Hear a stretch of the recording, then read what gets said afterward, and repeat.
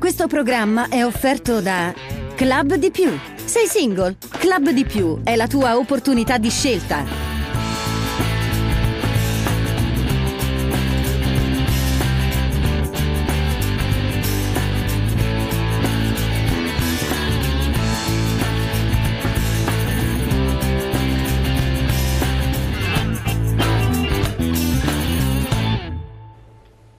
Cari telespettatori, ben arrivata finalmente anche la bella stagione, penso con grande godimento e piacere per il turismo e gli operatori del settore, e noi per parlarne, per fare il punto, per fare proiezioni e valutazioni su vari aspetti che riguardano quest'ambito e da quelli giuslavoristici sino ad arrivare a quelli più frivoli o ameni, ce ne sono tanti, abbiamo il presidente di Confturismo Veneto, Marco Michielli. Ben ritornato qui con noi, presidente. Grazie, buongiorno a tutti. E allora vediamo un po' di affrontare prima quello che l'argomento che ci hanno sollecitato diversi telespettatori, anche in giovane età, a dire il vero, alcuni anziani pensionati che avevano come modo di arrotondamento i famosi voucher che sono stati abusati sotto certi profili, in settori, però diciamo che per l'ambito degli operatori turistici, della ristorazione, per quelle situazioni un po' così, andavano bene tanto a voi quanto anche a chi in qualche modo poteva fruirne. Cosa è successo? Per voi è molto chiaro, per chi invece sta a casa non hanno più capito nulla. Infatti, allora cerchiamo di fare il punto. Cosa ne pensate voi di questo? Cosa si può fare adesso? Guardi, mentre pensavamo tutto il bene possibile dei voucher, adesso pensiamo tutto il peggio possibile di questa inopinata chiusura di una fonte importantissima per le nostre aziende. Come ha detto giustamente lei, è il solito sistema all'italiana. Siccome qualcuno abusa, io tolgo uno strumento virtuoso a tutti. Ora, io esorto gli spettatori a riflettere. Faccio l'esempio che possono capire tutti. Il ristorante che lavora il ristorante in collina, che durante la settimana se no fa 3 coperti. Il sabato, se c'è una bella giornata di sole, fa 100 persone, se non c'è la bella giornata di sole fa 10 persone. Questo povero gestore non può tenersi in corpo 10 camerieri tutto il mese per non fargli fare nulla tranne il sabato o la domenica. Ha bisogno di uno strumento elastico e veloce, perché ripeto, la funzione non è solo la data, ma è anche se c'è bel tempo o non c'è bel tempo. La sera prima c'è bel tempo, Tony, Meni, Gigi, eccetera, venite... Stacco il voucher, che è comodissimo. Tenga presente che oltretutto nell'ultimo periodo di utilizzo del voucher, con nostro grande piacere peraltro, è stata fatta una procedura elettronica per cui veniva vidimato questo voucher nel momento in cui la persona entrava in servizio, perché i furbetti cos'è che facevano? Tenevano un pacchetto di voucher nel cassetto. Se veniva la verifica, l'ispezione durante il servizio, tiravano fuori il voucher, eccolo qua, però senza data né vidimato, lei capisce, se non venivano gli ispettori il voucher rientrava nel cassetto.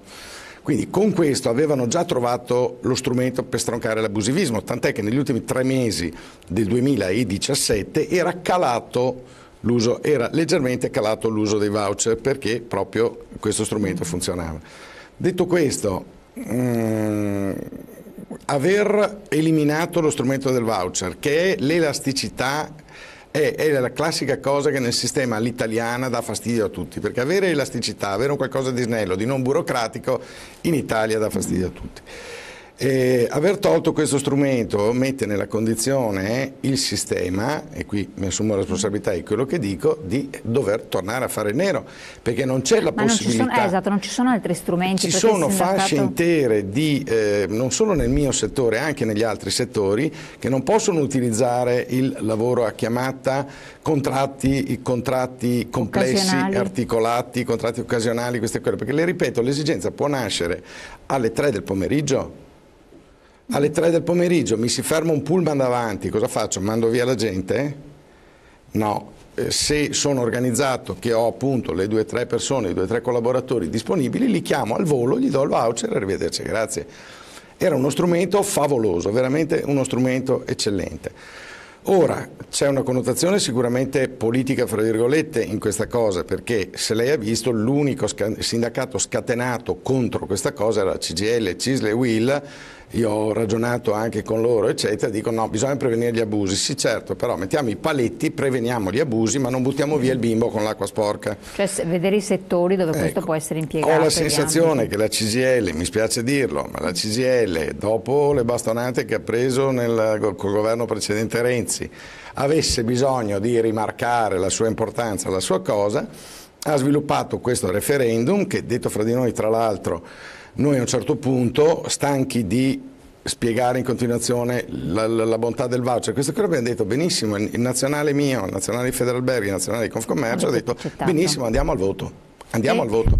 Allora, sono usciti la settimana scorsa, sono usciti i sondaggi, il 36% degli italiani sarebbe andato a votare, quindi non sarebbe passato quel referendum. Allora, noi l'abbiamo saputo la settimana scorsa, il governo lo sapeva prima, un attimo di coraggio e via, andiamo al referendum. A questo punto hanno eliminato i voucher e le dico cosa succederà forzatamente, perché o vogliono paralizzare il paese, soprattutto adesso che parte la stagione estiva, o vogliono paralizzare il paese. O accettano che rientri nel nero, nel sommerso, tutto quello che era emerso nel corso di questi anni, e questo francamente è inaccettabile, oppure si reinventano il voucher con un altro nome, lo chiameranno Pippo, non lo chiameranno più voucher, ma deve essere la stessa formula. Ecco, voi non potevate fare la famosa prestazione occasionale una tantum con la ricevuta del conto? Allora, è complicato. Io adesso sto leggendo sui giornali, perché dopo, pensieri in libertà, no? Il governo sta studiando il mini job alla tedesca, il governo sta studiando il sistema alla francese. Ora, il mini job, che ha sto divertente nomignolo, altro non è che il lavoro part-time da noi. Va bene alla Germania perché lo usa la Volkswagen, lo usa l'Audi, lo usa la Bayer. Sono altre aziende. Sono aziende che hanno bisogno di lavoratori a metà servizio, diciamo, a metà tempo rispetto al tempo completo. Ma il ristoratore che in Baviera ha una situazione come quella qui sui Colli Padovani, quello se ne fa niente il mini job. Cosa me ne faccio di un lavoratore a metà tempo quando non ho lavoro da dargli e quando mi serve invece il tempo pieno, questo è solo a metà tempo. È la solita follia all'italiana. Quindi vi trovate adesso in una situazione di impasse? Siamo in una situazione drammatica. Cioè inizia la stagione e voi dite noi siamo scoperti. Drammatica, perché le faccio un altro esempio. Ci sono alberghi a Jesolo, a Bibione, a Caorle, ovunque, a Sottomarina, che aprile, ste belle giornate, possono anche pensare sabato e la domenica di aprire e richiudere il lunedì. Quindi cosa fanno? Non possono assumere, sempre col solito concetto, venerdì si vede che c'è il sole, apro, non c'è il sole, non apro. Allora, con questo elastico che erano i voucher lo potevano fare e fatturare quel poco, ma intanto fatturarlo. Io credo che questo Paese abbia più bisogno che le aziende fatturino piuttosto che le aziende non fatturino. Ecco. E cosa faranno questi colleghi? Punto di domanda. Non apriranno di sicuro, perché credo che la maggior parte, da noi questi fenomeni di nero sono abbastanza contingentati, ma in altre regioni d'Italia? Perché questo conferma il fatto che, e quindi rispondendo anche a coloro che invece si offrono come prestatori d'opere, tra virgolette, non ci sono strumenti che possono essere assunti in sostituzione allo stato attuale. Io le faccio un esempio. Perché per capire bene... Allora, le faccio un esempio. Io non ho mai usato un voucher nella mia attività professionale nell'albergo perché ho una caratteristica per cui apro e chiudo, so quelli che sono i flussi e per cui non ho avuto la necessità di usarle. Sono in una posizione in cui non posso apro un weekend, per dire, per cui non li ho mai dovuti usare. Ho usato un voucher, più voucher, a onor del vero, come privato perché dovevo ristrutturare una facciata di casa, in buona sostanza, o mi rivolgevo a un'impresa, determinati costi, o mi rivolgevo a un artigiano che mi avrebbe fatto questo lavoro. Siccome era da lavorare su un'impalcatura, io volevo stare tranquillo, perché la classica cosa all'italiana era piglia quello che c'è da prendere in nero e via. Io ho fatto i miei bei voucher regolari, questo signore è andato, ha lavorato, ha sviluppato il suo lavoro, si è preso i suoi voucher, assicurato contro gli infortuni, a posto con tutto, è contentissimo lui, contentissimo io. Quindi non è uno strumento da prendere alla leggera, dovete fare un lavoretto in casa, sistemare infatti alla copertura, esatto, con un supporto ulteriore. Da copertura vi mette nelle condizioni di essere sereni con un costo ragionevole. Assolutamente. E quindi questo adesso è il dato di fatto. Voi state lavorando come Confturismo con... Stiamo facendo pressione su Roma, perché, come le ripeto, con Poletti, quindi col Ministro... Per noi sì, con la struttura, con tutti, certo. Però in questo momento stiamo attraversando la solita fase ideologica all'italiana, no? Per cui abbiamo eliminato lo strumento, bisogna dirle il peggio possibile. Noi stiamo cercando di fare la pressione lecita che possiamo fare per farli ragionare, perché la settimana prossima diventa attuale il problema, lei capisce? Se continua questo bel tempo diventa attuale il problema. Cosa facciamo con questi signori? La nostra ipotesi è quella di rifare i voucher con un altro nome. Poi se vorranno ulteriori controlli, se vorranno ulteriori... ma ben vengano, non è un problema. L'imprenditore a posto non ha problemi in questo senso. Non rendetecelo burocraticamente impossibile da utilizzare, del tipo 3 giorni prima devo comunicare. Era quella la prospettiva, infatti. Capisce? Perché a quel punto lì, dagli esempi che le ho fatto, è intuitivo che non possono essere usati. Però ci deve essere già la prenotazione, vero? Adesso un po' di tempo prima era prevista. Guardi, non li ho mai usati, per cui non sono ferratissimo nella materia burocratica. No, li prendi i voucher, non è che li prendi all'ultimo minuto, te li prendi, prima, li prendevi e li registravi online, per cui alle 8 Antonio prende servizio, la sera prima o 10 minuti prima io registro. Arriva l'ispettorato del lavoro, verifica online che il voucher sia stato regolarmente, tutto a posto. Prima invece, come dicevo, avveniva che il voucher restava nel cassetto e veniva usato alla besoin, come dicono i francesi. Alcuni hanno obiettato che per un lavoro magari di 8 ore venivano dati 2 voucher. Era quella la cosa, l'abuso totale da parte di aziende di un certo tipo, e poi in tutti i settori, io non posso rispondere per le situazioni borderline. Lì è lo Stato che dovrebbe pensarci. Quindi controlli maggiori a questo punto che devono essere fatti. Lo Stato che faccia i controlli, vengano a controllare, noi non abbiamo problemi. Le dirò anche che mi risulta abbastanza difficile pensare che nel Veneto oggi come oggi una persona accetti per 20 euro di lavorare 8 ore. La mia esperienza casomai è diametralmente opposta, ecco, quindi... non lo so, ecco, potrebbero essere casi borderline nelle famose situazioni di raccolta pomodori, di cose del genere, cui non voglio nemmeno pensare, perché i voucher non sanno neanche cosa sono, di sfruttamento vero e proprio, che però non mi pare che pertengano alla nostra regione, insomma. Assolutamente. Allora adesso, prima dopo c'è anche un altro discorso relativamente alla pedemontana, entriamo nel merito, però vediamo un po' i flussi. Lei diceva, si preannuncia una stagione, che credevamo anche prima fuori onda, interessante, no? Sia perché ci sono anche dei ponti strategici che possono essere utilizzati, male non fanno all'economia del turismo. Ma come stanno andando un po' in Europa le situazioni, i movimenti, e quindi un po' il punto anche di chi potrebbe arrivare a tornare da noi o incrementare? Allora, la situazione è ormai cristallizzata, nel senso che le grandi capitali continuano a soffrire, Roma purtroppo compresa. Roma purtroppo compresa, sì.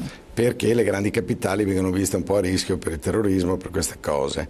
Quindi Roma ha avuto una flessione? Sì, Roma ha avuto una flessione, l'anno scorso è stato un anno giubilare e hanno fatto numeri inferiori a quelli dell'anno precedente.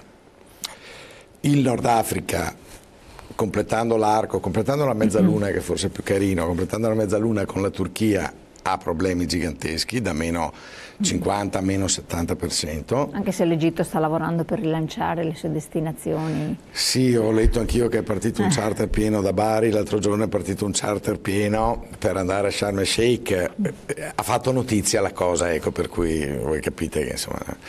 Ecco, questa crisi che colpisce quei paesi, e sia ben chiaro che noi vogliamo che quella situazione si tranquillizzi il prima possibile, perché non fa certo piacere avere queste situazioni alle porte di casa.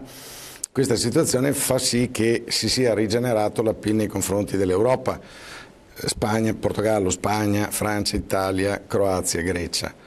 Ora è una chance straordinaria che però non va buttata via, nel senso che se noi ci limitiamo ad accogliere come manna caduta dal cielo questi turisti che ritornano da noi in quanto non possono più andare in altre località, nel momento in cui queste località riapriranno li riperderemo nuovamente. Quindi sono 5 anni, io ho indicato in 5 anni indicativamente i tempi, dopo spero di non sbagliarmi, in cui la situazione in Nord Africa, diciamo, sarà così tesa. Prima appunto che riprendano a farci concorrenza pesante, perché lì è una concorrenza al 10% dei costi nostri. Ecco, allora abbiamo questi 10 anni, chance straordinaria, questi 5 anni, nella quale attrezzarci per poter di nuovo essere competitivi anche in costanza del ritorno di questi nostri competitor diretti, per poter rimanere sul mercato, altrimenti è facile vaticinio, adesso arrivano tutti qua, domani scapperanno tutti da qua. Allora io verrò qua a piangere perché i flussi non ci sono, perché abbiamo perso, a commentare numeri negativi anziché numeri positivi. Ora quest'estate, però lei mi chiedeva, quest'estate ha una caratteristica per quel che riguarda il settore leisure, quindi lago, mare e monti, ha la caratteristica di avere la Pentecoste molto alta. La Pentecoste è una festa molto sentita in Germania, che fa fare il pieno in buona sostanza. Qualora Pentecoste sia a giugno, se Pentecoste come l'anno scorso è i primi di maggio non si muove nessuno. L'anno scorso abbiamo perso tutto il mese di maggio e tutto il mese di giugno per via di queste Pentecoste e Corpus Domini, mi pare, che sono due festività molto sentite in Germania e in Austria. L'anno scorso erano a maggio, quindi abbiamo perso maggio e abbiamo perso giugno. Di più, col maltempo che c'è stato, quei pochi che sarebbero anche venuti giù non sono venuti. L'anno scorso, comunque, parlo delle spiagge per esempio, le spiagge sono riuscite a contenere il calo in uno 0,6%, avendo perso tutto maggio e tutto giugno, il che le significa che hanno lavorato molto bene a luglio, agosto e settembre. Quest'anno non c'è motivo per cui non lavorino bene luglio, agosto e settembre, in più avremo la chance di tutto giugno e un po' di maggio. Quindi i presupposti sono buoni. Allora, torniamo su questo argomento, perché dopo ovviamente bisogna anche vedere come, se siete, appunto lei dice non bisogna dormire sugli allori, qualcosa bisogna fare, quindi parliamo anche di questo e di altri argomenti, pubblicità velocissimi, torniamo insieme.